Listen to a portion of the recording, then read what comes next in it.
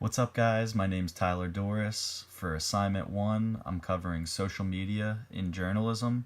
Obviously, a big topic to cover. It's changed reporting forever. So, let's dive in. Alright, so given a little background, obviously we all know this, but journalism before social media, it was primarily based through newspapers, magazines, and television.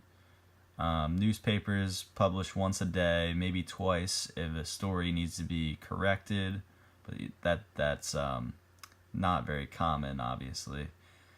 Magazines, they're published just about every 2 weeks to a month. They're used mainly for the long-term stories, not much effect on breaking news or anything like that. Also, you'll find profiles, other things like that in a magazine. Television at the time was the quickest way to get news, breaking news and developing stories with trending updates. But with television, still nothing immediate. You have your 6 o'clock news, your 8 o'clock news. You get your information, but you're not next to your phone all day like we're used to. Social media history, 97, 6 Degrees is born. It was basically just a small version of what we would soon get out of Facebook and MySpace. 2002, LinkedIn is born. Hiring agencies are still using it today as a tool.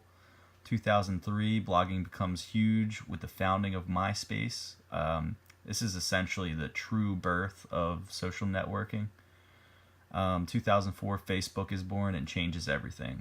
They launch ads and blogging becomes profitable.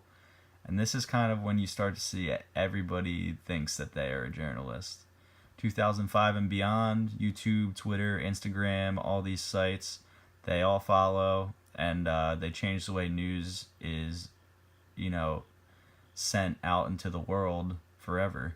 Today, Facebook has 2.23 billion monthly users. Twitter, 336 million. So the ways that social media changed journalism for the good. Social media makes news faster than ever. This made the timeliness aspect of journalism even more important. The audience no longer has to wait till the next day or for the 6 o'clock news. Everything's constantly breaking. There's constant updates. You can just go on your phone and in 5 seconds you have everything. Journalism, it's become easier to advertise. The more clicks or views on an article, the better. There's also target advertisement for web surfers that makes it a lot easier to advertise with journalism.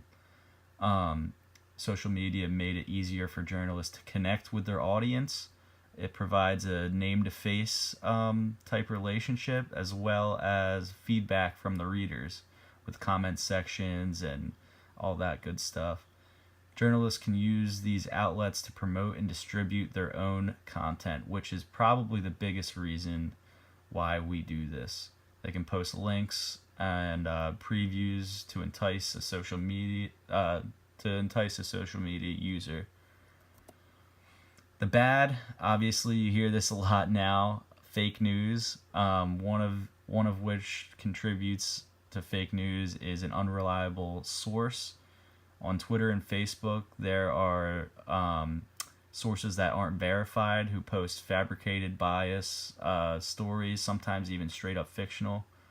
If a journalist retweets or shares one of these, it's a really, really bad image for these guys. Like, it's like it makes them look like they're not professional themselves.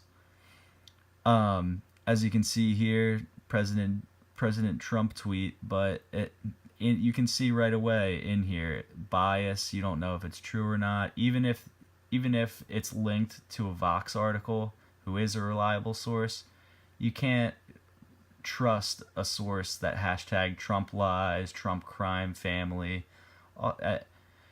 If you don't like the guy, you don't like the guy, but don't pose as a true news source. And continuing with the bad, timeliness. It's a good thing, but it's also a bad thing. Although social media has news coming out quicker than ever, the quickness can sometimes get ugly. It turns it into a competition of who can break the story first. And when reporters start making assumptions, that's kind of where it gets out of hand. They want to break that story, but they don't have all the facts. For instance, this one of all of our favorite artists, Tom Petty, was reported basically to be dead when he was still alive in the hospital. And of course, his family then later ended up pulling the plug on him. But TMZ was early with this article, and they were very criticized for it. So, the big picture, how can we make social media and journalism's relationship better? The main thing is to remember why we are here. It's our duty as journalists to keep ethics at our side when we're reporting. If reporting hard news, you got to report the real thing. Don't try to make the story more interesting than it is.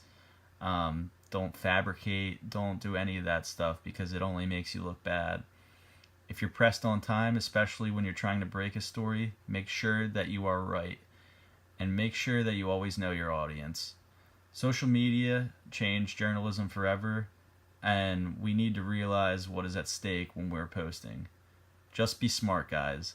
Look at the source before you repost it or retweet it or anything like that. And that's all I have. Thanks for listening, and good luck for the rest of the semester.